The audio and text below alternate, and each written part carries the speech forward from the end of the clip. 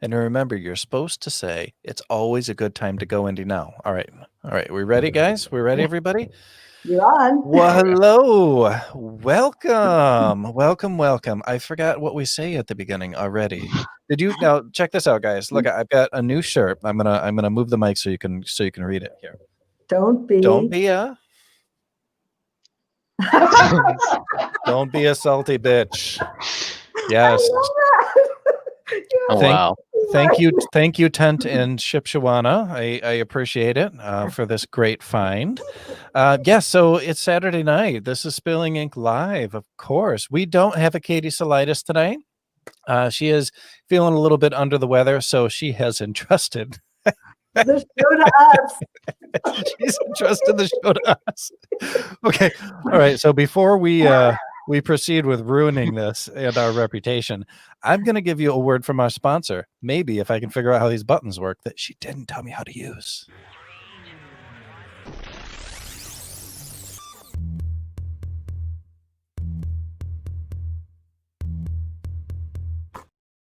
Hello, everybody. I am Joe Compton, and welcome to our channel, Go Indie Now. This is the place that celebrates indie artists and indie art, and we do so by producing several shows that either air on daily, weekly, monthly, or seasonal scheduling.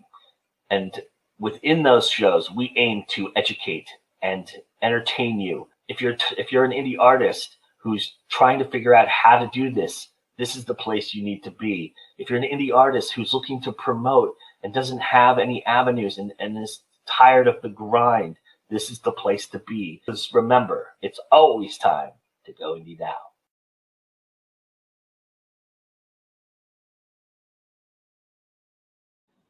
Whoa, that was cool. I hit the right red button. That was the correct one. I like how he's got all the cool video effects going. I mean, Joe puts so much time and effort into his craft, into what he does, into all these shows that he makes for indie artists. And it really is amazing. And if you look at us, I mean, this is like the bare minimum of effort. It's like, okay, put on a shirt over your pajama pants and sit in front of the webcam. So that's kind of what we do. Kilt light. Forget the. Okay, well, tonight we have two fabulous guests that I've been hearing all about for years. I've been hearing about these guys. We have William Billy the Kid Hooley. Is it Hooley? Hool. Hooley. Hooley sounds good. I like that. Oh wait.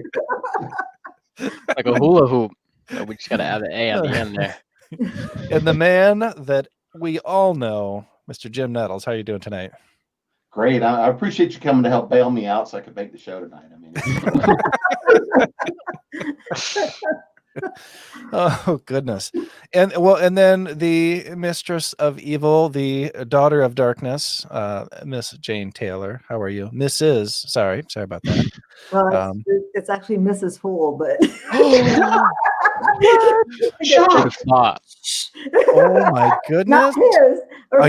Are you two related? Yes. I don't know this woman. I refuse to. I don't know her. Oh, you know what? I'm looking at. Oh my gosh, is that your baby boy? Yes, it's my baby boy. Oh, it's so sweet. I don't think we'll be able to see it. His lighting is way too harsh for us to see a blush. It's really cool. No. That's a good face. Yeah, well, the room had a nice THX 1138 feel to it. So there you go. Well, and I'm Jay. You all know me if you've ever seen this show. I'm like the old timer here. Katie and I. Yeah. Man, what is this? 4 years that we've been going now, Jane? Somewhere around there.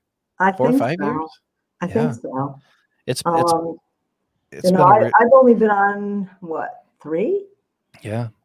And I think we were going for a year or two before we met you. And when this show first started, it was, I think it might have been the first 1 or 2 episodes that Katie had reached out to me and invited me on the show. She didn't even know me. I was just another indie author, and we were in the same circle, like so many of us are, you know, on Facebook or whatever, and invited me on the show. And I'll tell you, I don't even think I put on a great show or anything like that. I wasn't even particularly interesting. She asked me what my plans were, and I was like, I don't have any plans really.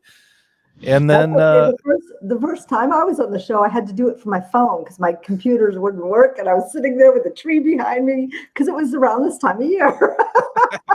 I remember that. I was back from I think I was back from break. I just finished my first semester. You started while I was in school. Your horrific first semester. Yeah, it never happened. I started in the spring. But he got a 4.0. He got the highest GPA. That's awesome. That's awesome. There's secrets behind that you don't need to know. So this show has been around for a little while now, and that's good. It's a lot of fun, and we have made a lot of friends on this show. You know, we've had family on this show, like Billy down there, and you know, and it's just kind of it's a cool thing. This is the weekly. Let's just hang out and talk about whatever happens to come up. And you know, I mean, sometimes it sounds like I'm just killing time because maybe we didn't have a script plan or an outline for the show. Maybe the show's producer didn't come that night, and come on, without Katie. Katie, you know, we could cause a lot of problems without Katie. The last time I was on, we were 35 minutes in before there was anything productive said. Nice. I like that. I mean, so I don't even remember what we went off about. I think it was me and Brian Tan and. Oh, well, there's a recipe for disaster right there. If it was you and Brian Tan. Yeah, it was me and Brian. And who the hell else was on? But yeah, we went for like 35 minutes before Katie went, hey, wait, don't we have something to talk about tonight? I want that plan. That sounds like a good plan. Just wherever it goes, it goes. It's fun, you know. And I do want to give a shout out now that I found out where the comments button was up there. We've got Regine. We've got Rebekah Jonesy. We've got Joe Compton himself that's watching, and Joshua. Josh is watching as well. Pantaleresco, who's another kind of podcasting guru up there in Canada. So this is fun. I like it. And for some reason, Rebekah just sent a message that says, Jane, avenge my death. Avenge her death? I don't. Okay. Hey, Rebekah, I'm still waiting on my book contract. Aren't I the one that causes it? How can I avenge it? There's a plot point that's missing here that we all seem to have missed. Well, so before we get into the show proper, which is going to consist of much more of this, I do want to have you two down there on the bottom row kind of introduce yourselves. Tell us a little bit about yourselves. Who wants to go first? Jim. There you go. Jim wants to go first. Okay then. I'm Jim Nettles. I write nonfiction, science fiction, fantasy, horror, bit of urban fantasy, working on some techno thriller stuff. I also write nonfiction in business space. Obviously got the Business Essentials for Writers book out there. I also write in kind of the technology, futurist, business kind of space, all that kind of fun place. I am founder for Author Essentials, which is an author services and author ed company where we do workshops. We do services for authors and creatives. I'm one of the founders for the Continual Convention, kind of the, bottle washer and technology. And occasionally they let me get on in front of a camera and ramble and cause trouble. I don't know. I feel sure there's something else in there too. I don't know. Oh yeah, my latest book. Well, my holiday book is out, The Krampus Clause. And so yeah, you need to go pick that one up too. All right, now William, Billy the Kid, Hule. Did you saw how Jim did that? How he listed all of this stuff, but he did it all within 90 seconds. Yeah, he did that really well. All right, it's your turn. Go. You got this. Oh, God. I am William Poole. Go, Billy. Come on, let's go. Come on. Of Jane. And I have actually working on a new book, a new series. The series name is Rebirth. It's something I'm really excited about. I work on science fiction and nonfiction. I want to start working on murder mystery, but that's way in the future because I have no clue how to write that. I co-wrote the Death Chronicles with my mother when I was, I think, 12 years old. Wow. I also recently finished a short story series that I want to have sent off to my mother so she can read that and then hopefully get that published. Currently in college, almost 21. And my resume is not nearly as long as Jim's. So I just should have gone first. Should have gone first. And time. You did great. You did. It is so, even when you're doing these podcast or webcast little dealies that almost all of us do now, it is so tough when someone says, tell me about yourself. Yep. And then they put you big on the screen. That is the worst. And I'll tell you what, it's only a real asshole that will do that to someone. And then they, Oh, yeah. Joe Compton again. Because my husband couldn't find your book, I do have. Hold on, let me see if I can share it. screen sharing has been denied on Google Chrome. See? Oh, nice. Is that a older picture of you? Oh, I No. wish. I'm not that good. I've That grown up looks- to look like that, but not really. Yeah, no, that wasn't him at 12 and 13. 12 and 13, I was much different. So that's awesome. Now that I've thoroughly messed with you there. No, it's really cool. Now, and I've asked you this on the show before, so we won't dive too deep into it. But is Jane? Hang on. I'm going to mute her real quick so she can't say anything back to you.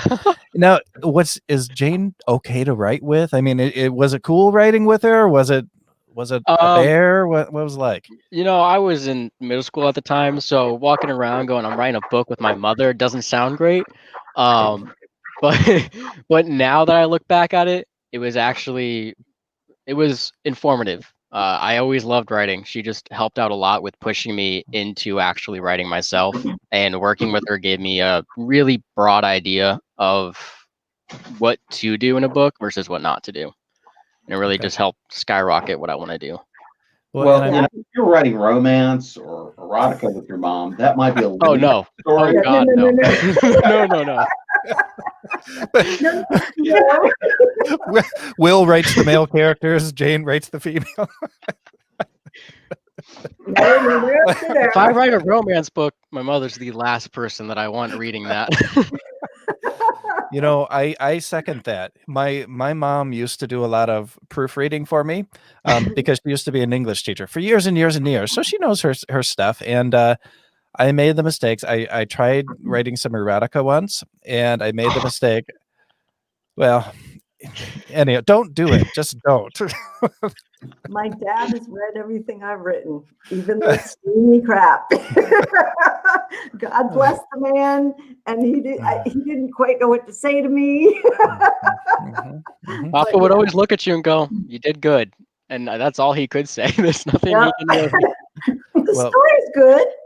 Well, because I know that she doesn't watch this, and she'll never watch this. My oldest daughter is 21, and every year she comes up for Electric Forest, which is a huge kind of techno or electronic dance music rave in the woods here. It's a enormous event, and so they camp out and they play, and they all wear just really kind of wacky, wild outfits, which for the ladies usually means a lot of skin. And so her and her girlfriend crash at our house one night during the show, and I get up the next morning, I'm going to make breakfast, and they're both in the kitchen, and my oldest daughter is wearing this leather outfit that's really just like 3 straps covering certain areas. I just look at him, just like, I'm gonna just go back downstairs. I'm going back to bed. Whatever. I'm good. It's like some things parents don't need to know about. Your day was over at that point. You're just yeah. move on till tomorrow. Yeah. So anyhow, Jim, do you have any experience with wearing really skimpy outfits? Well, since you mentioned it, well, I do. I live and die by the kilt, so Oh, okay. Yeah, Okay. All right. Now, do you go with the dress kilts or like the utila kilts? I have both. Okay. Okay. I do. All right. So I do a lot of Scottish heavy athletics, and I do a lot of Ooh. games.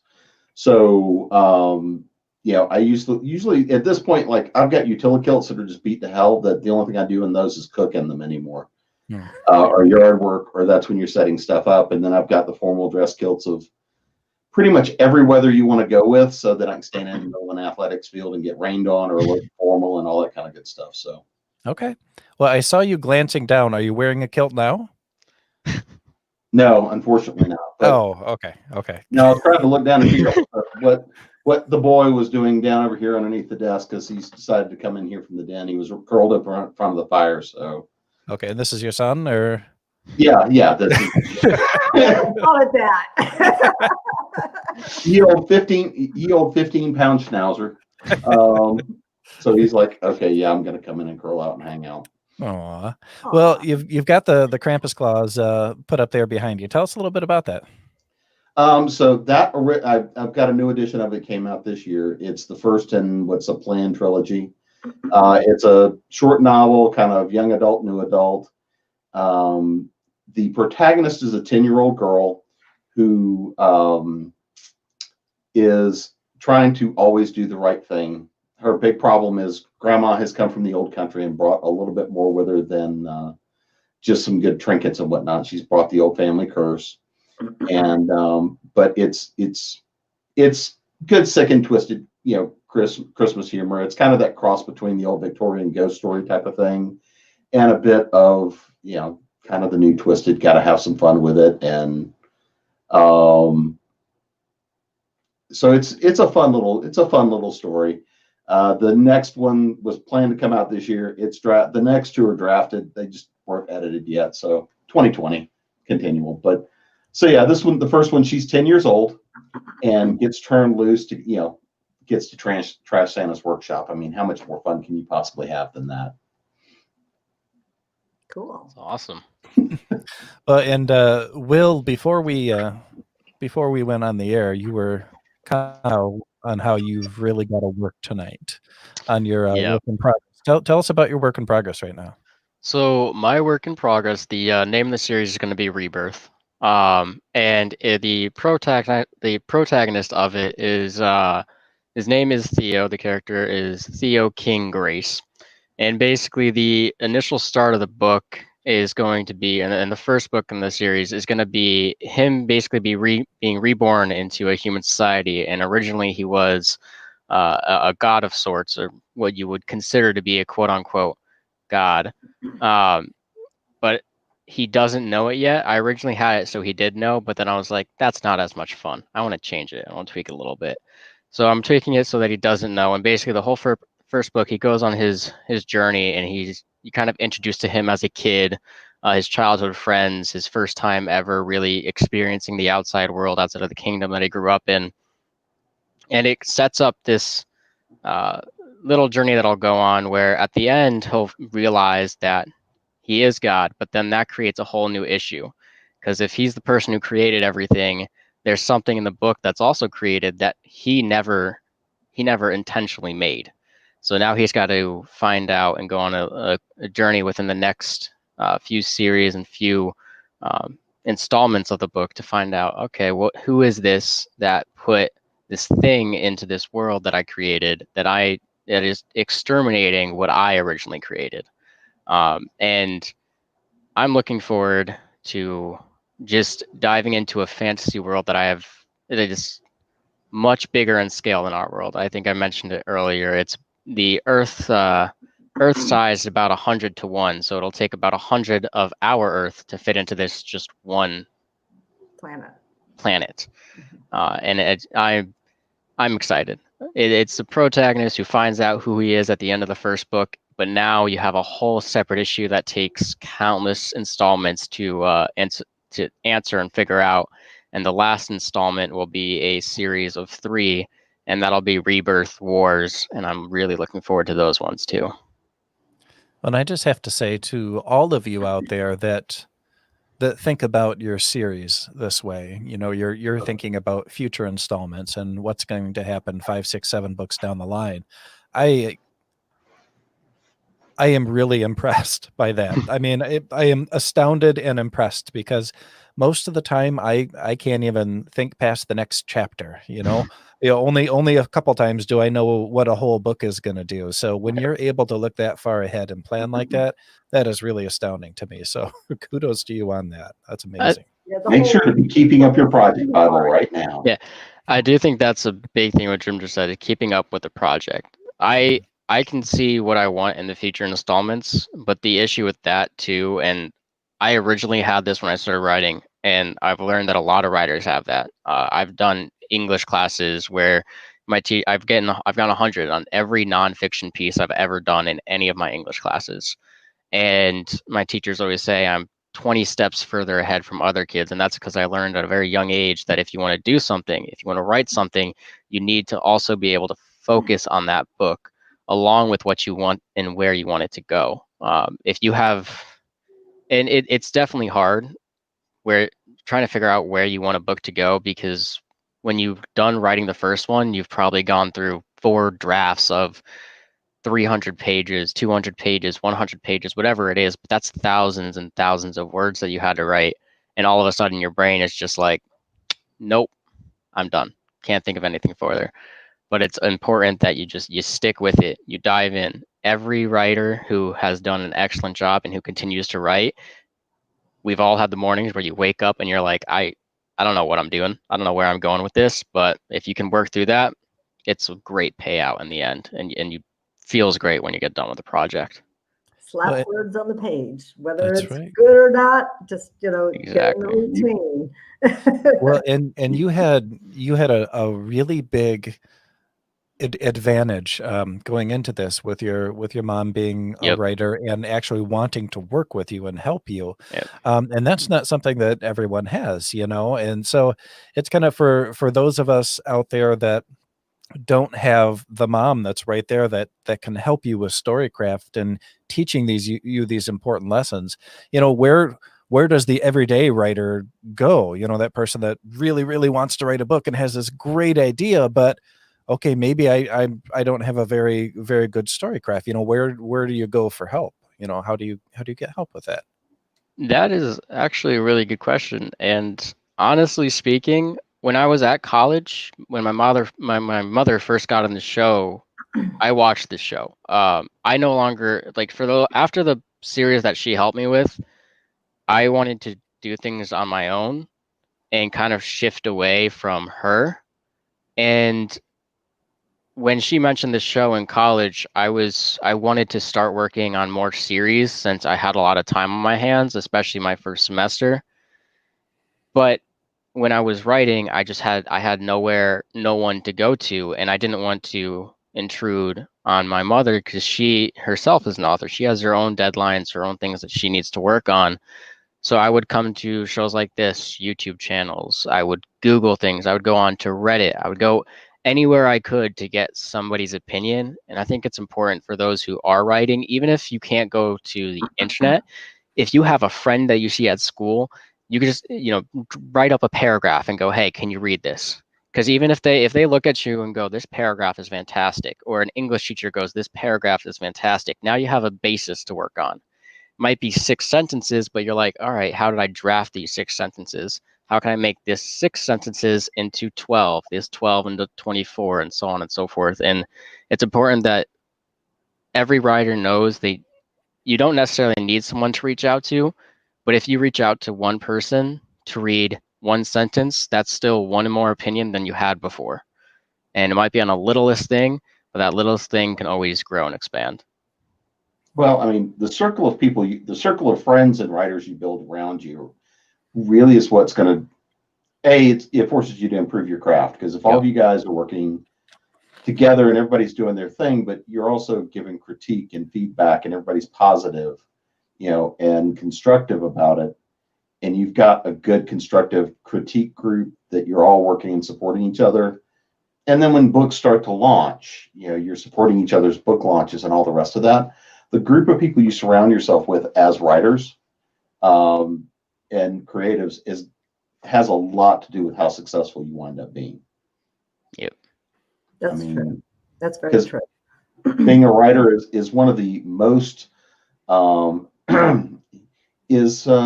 do they call it? One of the greatest team sports that's supposedly solitary. Oh, yeah. Absolutely. I Yeah. mean, I was lucky enough to have backspace.org when that was live and going, and all the authors and that.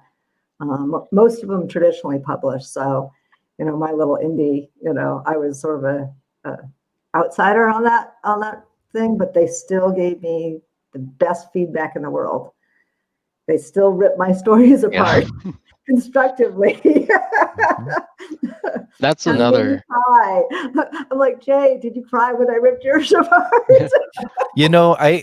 I didn't. I was like, I'm just gonna send this to Rebekah and let her deal with it.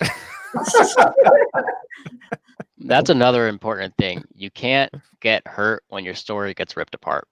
That when any work that someone has done, if it gets majorly criticized, a lot of people have the tendency to just shut down. In the writing world, when your book gets criticized, it's not necessarily because we think it's bad. It's because we want you to put out the best that you can possibly do, the best that we envision you to do. And that's why we always say I at least always say 2 eyes or 2 pairs of eyes are better than 1, because that second pair of eyes will come in and go, oh, hey, this chapter was good up until this point, got a little rambly here, then from here it was really good, but you can also work on this. And it sucks at first. You're gonna be like, I hate you, I really do. But in the end, it always works out. You're never gonna get the perfect draft the first time through, ever. And if you do, you're amazing. I would like to meet you. That is quite a skill.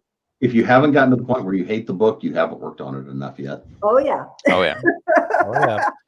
Well, and Oh, yeah. I think that it's one of the kind professional can do for you is to actually take the time to rip apart your book. Most of us don't have the time to do that, and I think that most writers or professional editors, when they completely trash your book, they're going to do it in a professional way, though. Yeah. Well, there are trolls out there who, if you publish that book that isn't quite right, that will absolutely destroy you, and they'll do it in the nastiest ways possible, and it will make you feel like shit. But that's why it's nice to get those critiques beforehand so that you can help. And I did just get a message. This is actually for Rebekah, if you're still listening. I just got it too. Yeah, I just got a message from Katie. It says she saw the edits and she's coming to get you. So I don't know what y'all got going on, but it does not sound good. So good luck with that, I guess. Yeah, Rebekah, I saw your message. Just tell me what I'm submitting and I'll write something. But Rebekah, it's a long drive from Vegas to North Carolina or wherever you are. So I think you're going to be got time to go to ground. Oh goodness. Well, and there are times when I'll get a review online about something and I'll actually go through the manuscript and change it and re-upload it if it's something that's like, oh, okay, that has to be done. If it's not just like, oh, you missed a word here or you misspelled this, but if it's like, oh crap, some kind of formatting error and half of this paragraph is gone or whatever it is. You dropped a sentence or yeah. word, does that disappearing thing and edit somewhere else and you have no idea where it is in the story. God, I hate that. I hate that like big time. Yeah, and no matter how many editors go through it, stuff slips through. Oh, I mean, I don't care what the publishing house is, stuff's gonna slip through. And you can forgive a few things here and there. It's the have you done the work though to make sure you can crank it out? Have you made sure that it's as clean as it can be? Have you made sure that your writing is tight? Have you made sure it's a good story? Have you plugged all the holes? I mean, there is no such thing as perfection, but you can get pretty damn good. Yep. Well, yeah, you try your hardest for sure, and I have to apologize to my publisher for my last book, Three Furies, because I put out my book of short stories, which is a Flutter of Darkness, and it's really, really happy with it. I love the formatting. I thought the paperbacks looked amazing. And a couple people had said it's full of spelling errors. And so I freaked out because I had, of course, read through it a final time. And so I told them, I was like, this is what somebody was told me. I need you guys to do something about this. And so a couple people read through the whole thing and they're like, we found like 2 typos in here. And so then I read it and I was like, I found like 2 typos in here. What the hell are you guys talking about? This is a 150,000 word collection. Right. It's not too shabby. Yep. No, pretty good. Yeah. Exactly. Yeah, my personal favorite was when I had released one of the gnome books, was at a convention, and somebody, because occasionally, being an old tech guy, I have been known to put out bounties on art copies and things like that, or early releases and stuff like that, where it's like, okay, let me know what you come. And I was at a convention and I had somebody come bouncing up to the table going, I don't know if you really want to hear this or not, but you missed a word on page 10. And I'm like, if that's all you found in a 50,000 word novella to mini novel, cool. Yep. I'm cool with that. Yeah. Oh yeah. And you'll find it with all the big name authors too. There'll be a word or two in every book you read. It's just the way it is. When you're dealing with that many words, there's going to be little mistakes. And you have to know your weaknesses. I'm comma deficient. So am I. That no comma. You came by it honestly. Huh? Yeah. Yeah, I say Will came by it honestly. We That's true. were doing some client work and having a long debate yesterday about where an Oxford comma went. Yeah. Oh yeah. And I finally went and said, that really should be a semicolon. What are you arguing about? Oh Lord, semicolons and colons. We won't even touch that one. Yeah. Nobody touch the colons. I just wrote a new sentence. I'm like, I don't know which one it is. I'm just gonna make this 2 sentences instead of That's it. If you don't know where the comma goes, put a period, capitalize the next letter, and go, you know what? I'm good. My mother was an English teacher, so. Rebecca thinks there was none. There was like 2, Rebecca. No, the book was beautiful. Actually, I do need to order a few copies of that, Rebecca. I'd like them here in just a couple days, if that's possible. It shouldn't be too big a deal. Yeah. Can you have them here by Monday? Good luck with that. So, Jim, you write a ton of different genres. Do you have a favorite, or are they all just kind of the same to you? It depends on what mood I'm in. I hate to phrase it that way, but so I love writing in kind of the urban fantasy space because it's a lot of fun. You have a lot of tools you can play with.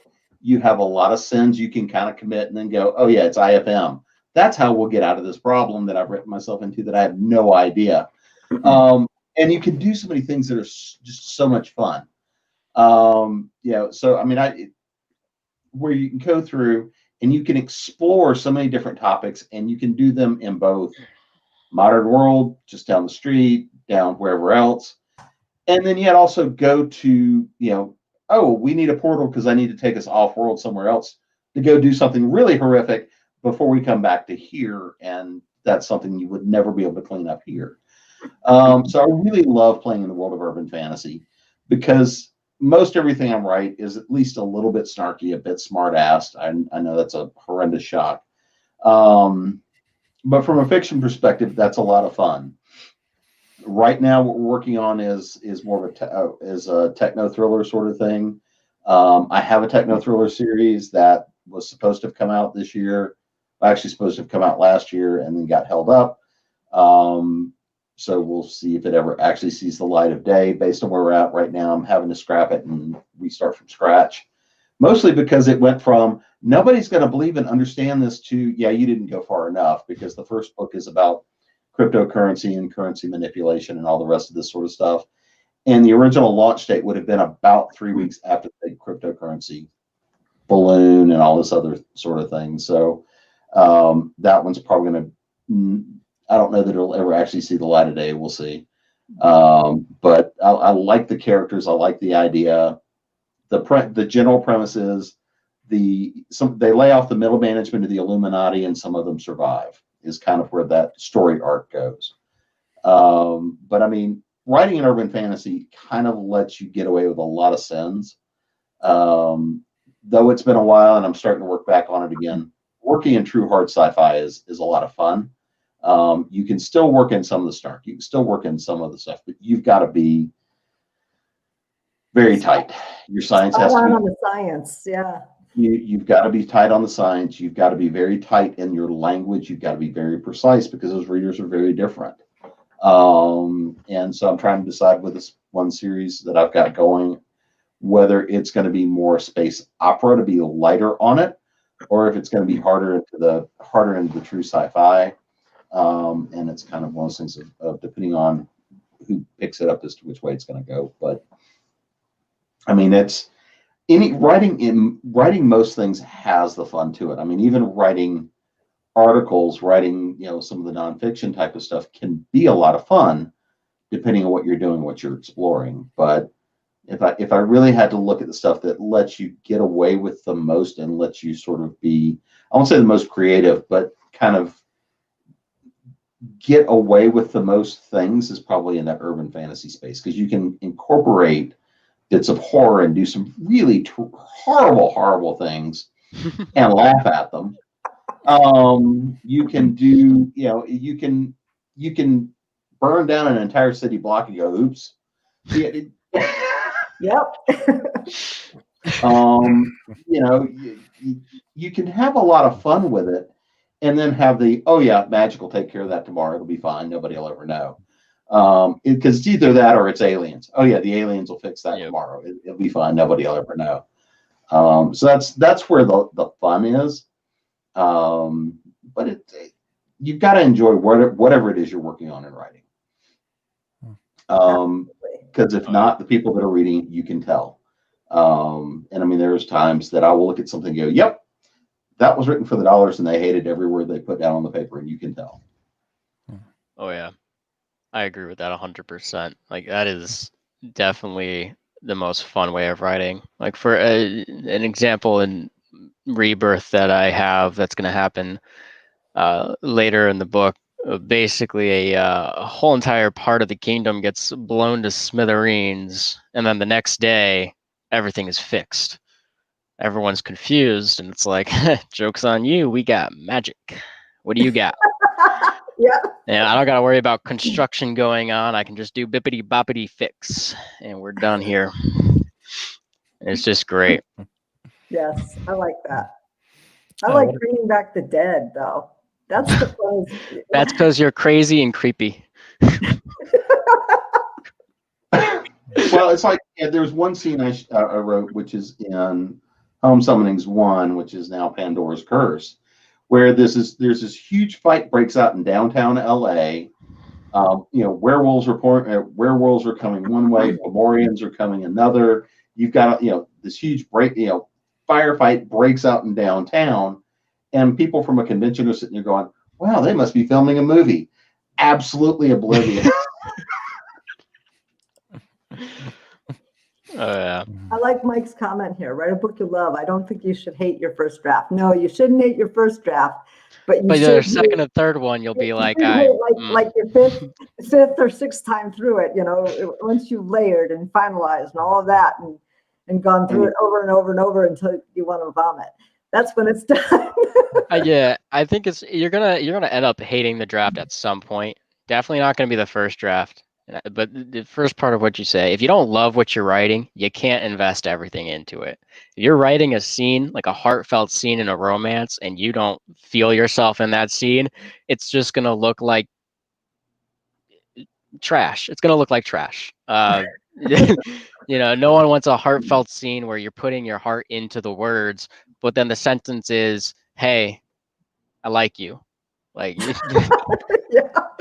someone's gonna read, unless it's a comedy romance, and the person sucks at it, is like nerdy or quirky, and that's the way you would work it. So I think it's important to love what you're writing, but also make the writing work in your favor, you know? And I struggled with that for the longest time. I had this idea that I wanted to write, but it never fit my writing style, which I've been slowly getting into. Like the first copy of Rebirth, the first like 10 to 15 pages I had my mom read, it was a first person past tense, and that is not my strong suit. Whenever I'm writing, I think first person present tense, as well as when I'm doing scenes, I like to be able to be descriptive in the moment and not descriptive in the past. And I struggled with writing scenes and would mess so many of them up because of that like little error in my writing. But once I fixed that, writing a fight scene became so easy to me. You know, I could be as descriptive as I want. I could love the scene so much more just because I tweaked it in a way where I could write it in my best way, not in the word's best way. Yes, it is. Sorry. Yep. We've been talking a little bit about what we like to write in. What about you, Jane? Because you also write in a few genres, and then you blend those few genres together. So what, you're kind of, I know you've written quite a bit of, I guess we'll call it urban fantasy. Would you call it urban fantasy? Yeah, most Okay. most I think is urban fantasy. I have paranormal romance, but they always I usually tag it as supernatural suspense because everything has a supernatural blend and suspense in it. Whether which genre it fits in, it goes around. But you've also read my horror. That was straight horror that you read. So I dabble in that as well. But I mean, this is the urban fantasy. This is coming out. Oops, that way. That came out in October. So the next 3 that I just wrote in 2 months are the follow-ups to that. And that's an urban fantasy. But then this is more of a romance that I did that came out in October as well. Okay. That's a really pretty cover. Yeah, thank you. Julie. Well, and I never know what to call the books that I've published. The Cold Room, The Dark of Night, Whispers in the Shadows. I always thought they were thrillers, but they had some supernatural or paranormal elements to them. So if I really broke it down, it seems like they were more of an urban fantasy, but they're just not a lot of fantasy. It's just lightly speckled in there, and so it might be supernatural suspense then. Okay. Yeah. Yeah, and I could go with it. I've always thought urban fantasy was more of a kid's genre, but now I'm seeing that more and more of it is for adults, which is pretty cool. Yep, the magic, the werewolves, the vampires, the gnomes, any sort of fae. That's all urban fantasy. Well, actually, in this world, that's urban fantasy. Yep. In fake worlds, that's true fantasy. So you're gonna have to. and some of it depends on who do you want to market to. Right. Okay. Well, and my books all take place in our world, but and like in one short story in the collection, there's a tattoo artist that's using this ink that happens to be possessed kind of thing, and crazy shit happens. So but that's the only magical element. The rest of it takes place here. And so I never know what to say. It's horror-ish. It is. It's horror. Yeah. I'd love to be able to call it straight horror, but it's just not as brutal as most of you straight horror people. It would be so much better if you could describe a book with something that happens in it. So, like in your case, watch out for the murderous possessed pen, instead of in my case, just be watch out for the hole. And it's just weird little snippets to describe the book as to what you can expect. Because sometimes I think putting a label to it isn't always the ideal way. Because everyone thinks in their own different way. Someone might read a book and yes, it's labeled as this genre, but then it's got elements of another one and elements of another one. It's all just pulled in, and mean, as much as you want to fit your book into a genre, you know, a book's a book. It's supposed to be there to grip the viewer, to grab its attention. The genre is sometimes extremely important, and then other times it falls into a category where it's like, hey, it's kind of this, but we got a little element of this thrown in there. And it's Well, Go yeah, ahead, a Jeff. lot of it's really about the marketing side of it. I Yeah. mean, that's where you categorize it, where you classify it is just as much about how you want to list it, how you want to market it, and how you want to push it. And what is the primary genre or genres that it falls under, so that people know whether it is or isn't in the space they probably are going to want or not want. I mean, it's like anything else. You're labeling it, you're marketing, and you're saying, okay, this is the classification you're in. And if you're and if you're writing indie, like my indie stuff, you've got a lot more latitude as to what you do. You can mix, mash, take 12 genres, pour them in the blender, you know, throw in a little extra blood and gore on top, and then pour it out, and then decide, you know, is there going to be some romance where they're splashing around in the blood? You know, you can kind of go and do all of that. I like it. Do you have one of I like those? that visual. I like that, yeah. Send that over to me later, Jim. That's Yeah, under a in different in the indie world, you're absolutely right. In the traditional world, you are sort of boxed in by the genre, though.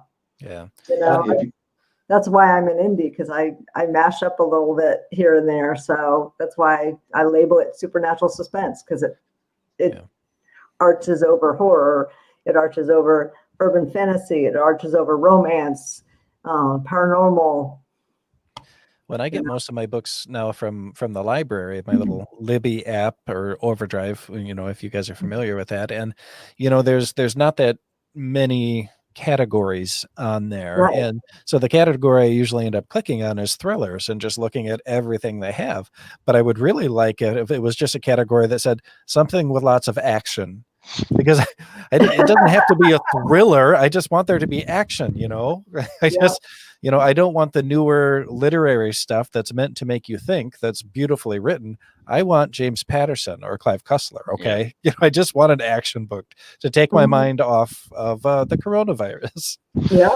I would love if there was. I would love if there was just a section on, you know, anywhere that just straight out said, for you know, the types of books in this section, and the section just be titled "batshit crazy." I would click on that every single day. So what's going on? What's going on here today? Yeah. Well, Netflix is getting that. Netflix can do Yeah. that shit. Oh yeah. They know. Have you seen The Boys? Yes, Oh, The Boys on that's Amazon Prime. fantastic. Yeah. Yes, it's fantastic. Oh, yeah. That is like the awesome. Yeah. Well, and I know I've said it, I think that I've mentioned this author before, but she was kind of new to me. I read her a couple months ago. You know, I really like books that have lots of action, lots of twists and turns, a little bit of sex if I can get it, really dark stuff. And I found an author that just popped up as a free Prime read. You read the first book for free, and absurdism. Yeah, that is a genre. And it was Loreth Ann White, Canadian author, and she wrote a ton of romance books, super duper popular. But then she started writing these kind of mystery thrillers. But she also kept some of the romance elements. So you're reading, you know, she's shooting people up, and then all of a sudden there's this crazy graphic sex scene up next, and I'm like, oh, the perfect book. Oh my God. Oh yeah. So it's called The Drowned Girls. If you'd like to read the first book, it's free on Amazon Prime. Jay, I think you'd like the Steve Williams series of mine. It's Yeah? action and sex and horror. Ooh. See, that sounds perfect. That's exactly and supernatural elements. what do the covers look like? Because I always go just by the cover. If it looks Really? cool, I Okay, buy hold it. Hold Yeah. on, let me find it. Yeah, That is true. Covers are big importance, at least in my eyes. Like, if it's not gripping, I just kind of look at it and I'm like, okay. Yeah. Or it's the title. You know, sometimes the cover won't be as just boom in your face, but the title will be like, oh, interesting.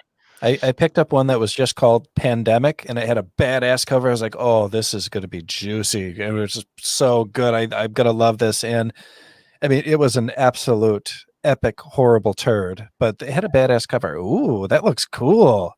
Why Yep. haven't I seen these? The ones that I've seen of yours all have like beautiful ladies on the cover. Oh no, this all has this guy on it, and it's Pen to Tale of Terror Worthy of Lovecraft. That was one of my. Jay, you don't Nice. like the beautiful ladies? Well, I like the beautiful Oh, ladies, but yeah. as soon as I see those, I was like, that's going to be romantic crap. I don't need that. I have Yeah, enough romance in my life. yeah, I always get in trouble because I think one of the times I actually made this comment, I was doing a workshop for the RWA, and I came out and said, yeah, one of the things I run into is a lot of the time my sex scenes ultimately look like my combat scenes. Yes. You got it. Yes. Two people going at each other. At least one person's going to stick something into somebody else, and at the end of it, somebody's on the floor covered in bodily fluids. And they all sort of looked and went, yeah. This is another one in the same series. Nice. Yeah. Very cool. Yep. Now, is he a cop or a FBI agent? FBI agent. Okay, gotcha. Is that the series that I think it is? I don't know if it might be, but there's Georgia Rain with the kidnapped. Don't spoil them for me, Billy. That's why I was trying not to spoil it for her. I was like, is that the book that I think it is? Because I remember hearing about this when I was younger, and I was scarred a little bit from hearing about this. But then I Yes, read it as I grew up. And it was good. The first 4 books in the series are graphic, violent, and if anybody has Steamy. triggers, probably not a good idea. All But right. but yeah, I like it. I like it. Well, and I love reading the.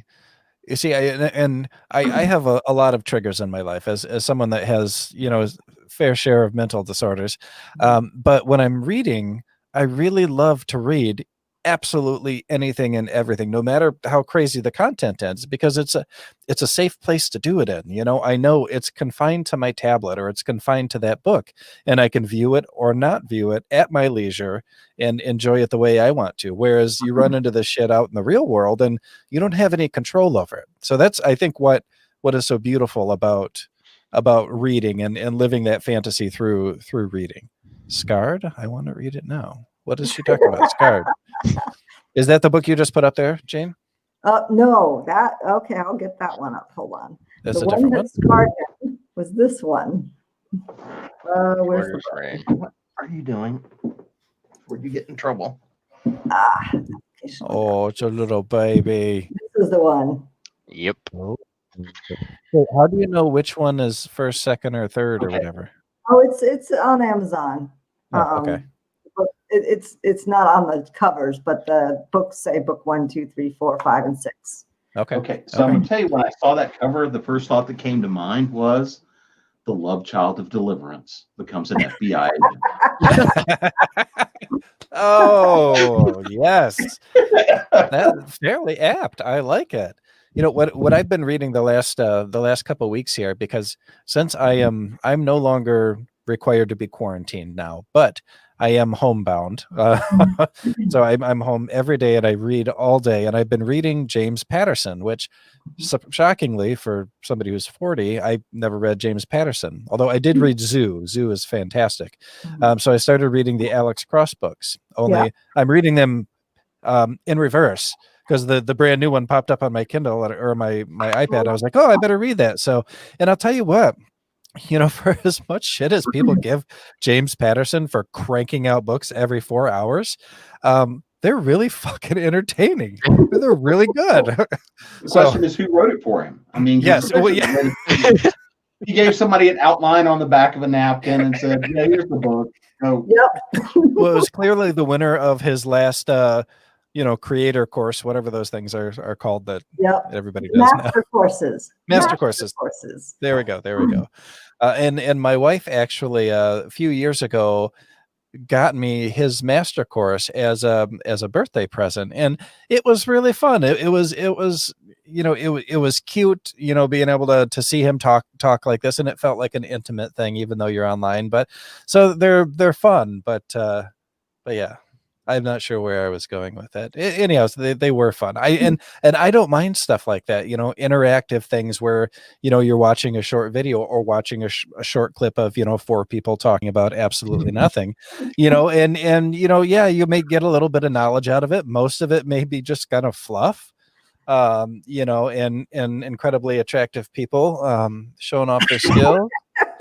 But it's just having a good time. Yeah, the guy clearly had no idea where I was going there. Take it away, Katie.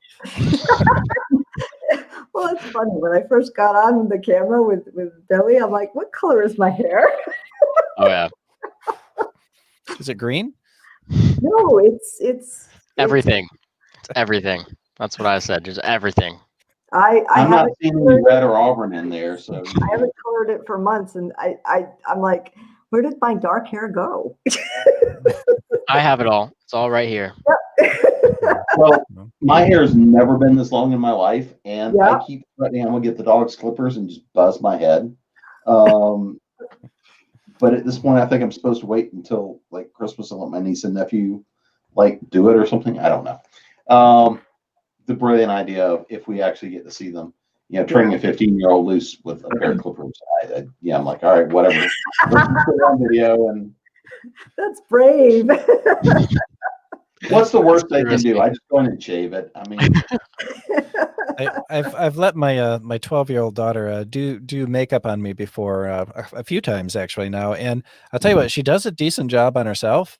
Does not do a good job on me at all. Do you think that's by design, though? It could be. It could be. I end up looking like Marilyn Manson in the 90s. Oh, Lord. That's so damn goofy. Come on. Joshua chimed in here. Pantaleresco says James turned his process into a formula. I'm thinking he's talking about Patterson instead of Nettles. A good business model, but I couldn't do that. I like creating too much. And you're absolutely right. And I think that for him, it is simply a business, and a business that he has run really, really successfully. So I mean, he's got more money than any of us are going to ever dream of. But yeah, I think that kind of the fun thing about not being super popular is that you can do whatever you want. Yeah. And no one's going to care. And in fact, they might actually like it that you're going in a different direction. Maybe. I don't know. Well, I mean, again, there's that, and of course now I'm going to, cheesily pimp my business book, which is that way. But it's the same thing of writing, being creative, and everything else. But once you've written it, there's a market for damn near everything out there. It may be a market of 12 people, but if you write it and then you tell people how to find it, there's a market for almost everything. You just have to know how to reach those particular people. And so you can build out a pretty good mid-list career, cranking out some very niche stuff and have a lot of fun doing it. You just have to know that point that goes from the I'm in creative mode, now I'm in business mode, and this is where I've got to sell books to make a living. Yep. And I think James, he does have a good formula. He gets a bunch of things out, and having his name on it gets a pretty good of attention. And he's got a brand. Yeah, it doesn't necessarily matter if you have a brand that big, and even if you don't want to write that fast, that's not a problem either. I mean, you can write 1 book a year, 2 books a year, 3 books a year, however much you want to write a year. But if it's something you like doing, why change it? James is able to keep doing it. He may look at it from a business perspective, which, obviously he's not here to confirm that or anything. I'm sure he still likes writing. No one would continue a business if they don't like doing it. That's why CEOs leave their job sometime. But a lot of people don't have the mind to look at it as a business, because sometimes that to them ruins their creative flow. I know for me, I have a really tough time looking at writing as a business, because I am work heavy, but when I look at a hobby as a business, it tends to just jam me down, because then I have these expectations that, oh, if it's a business, it's going to become big and all this. When in reality, I just want to look at it as, hey, I just finished writing a 300-page book. I don't care if 2 people end up reading it. If those 2 people end up reading it and liking it, my day's done. I did something that I wanted to do there. And that's most likely the attitude that all authors go into it. You know, it's an Those, art for us. I mean, there are those of us that are privileged enough to have day jobs to be able to do that. Some Yep. people, you know, who write for a living have to look at it as a business. Yep. You know, I've turned more business side over the years instead of just the, you know, just the love of writing, because you're leaving I the now company want to to me. sell. I want to retire and still have money coming in. Well, and if you're putting out good product, Yeah. it's not free. I mean, Yep. it even outside of your time, covers cost money, editing costs money. Mhm. You know, I mean, to crank out a general 100,000 word novels between $3,000 and $6,000 or more. Yep. But I mean, and that's with a minimum of, you know, of marketing and investment and ads and things like that. So if you, I mean, you can get them out the door cheaper than that, but you know, realistically, if you're going below 2,000 a book, you know, you've got to look at either you've got a hell of a lot of good, really cheap editors, and cover artists and stuff like that. And I mean, I'm fortunate enough to be able to work with a bunch of them. But I mean, it costs time and money to get those out the door. And if you're going to pour the time and the effort into it to put out a good product, and you can build an audience to that, there's no sin in making some money off of that, because the other end of that is this. I mean, and if you're looking at it going, oh, well, I don't want money to run my creativity. You know, one of these things I write about a lot is starving artist is a lie. Because if you truly are the starving artist and you're focused on, you know, how am I going to pay the rent, pay the mortgage, how I'm going to get dinner on the table, you're not cranking out your best writing. You're not doing your best work. Yeah. Well, and Joshua Pantalesco wrote in again. He said, Right. It's really hard to balance business with love. It's a very tricky balance. Writers and creatives have to find their own answers.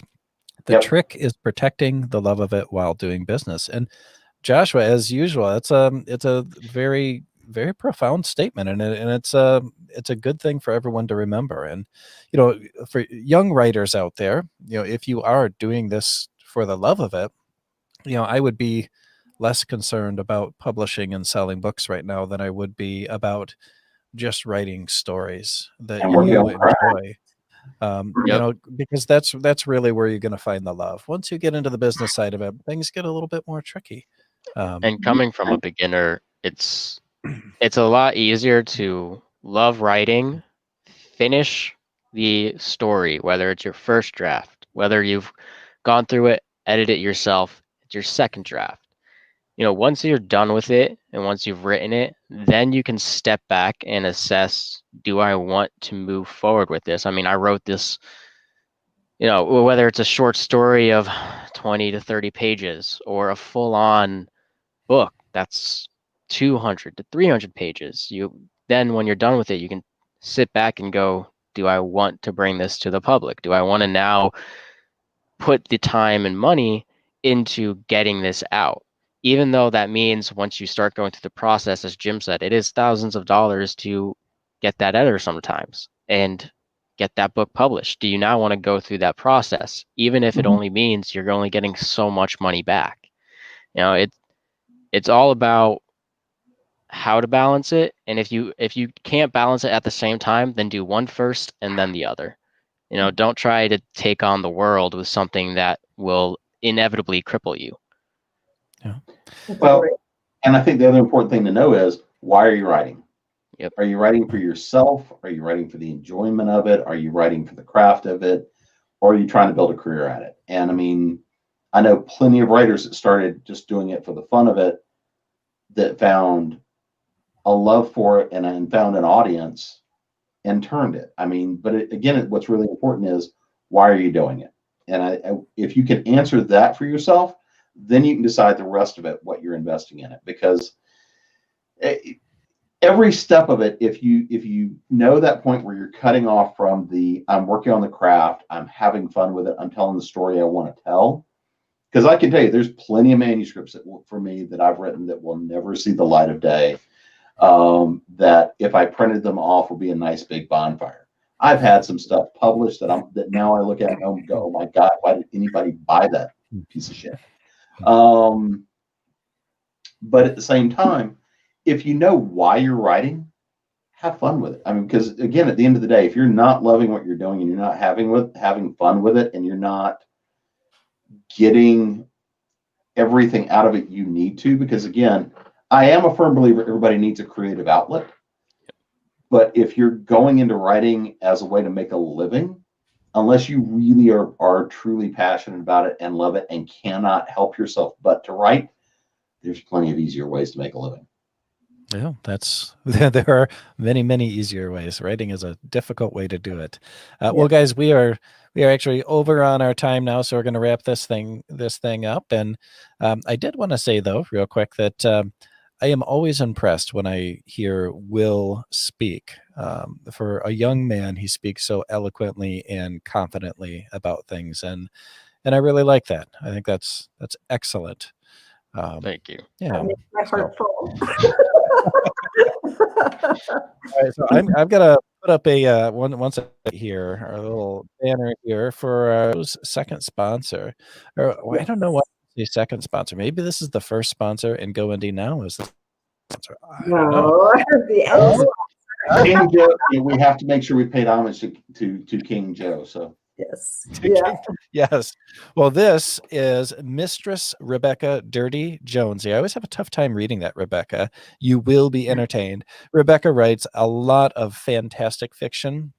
And if you like the dirty stuff, I'll tell you what, she's got you covered. She's got some good stuff. So thank you so much, Rebekah, for supporting the show and making it so that we can be streaming on these platforms, just like you, King Joe. So, all right. Well, everyone, thank you so much for joining us tonight. Thank you to our guests, Jim and Will. Will, do you still like to be called Will, or do you prefer Billy? I still prefer Will as an adult. Let my mother get away with it for now. Sire William, yes. By the way, to make you feel any better, one of the lesser villains in the Krampus Clause is her older brother, whose name is William. All right, everybody. Have a good night, and we will see you next week.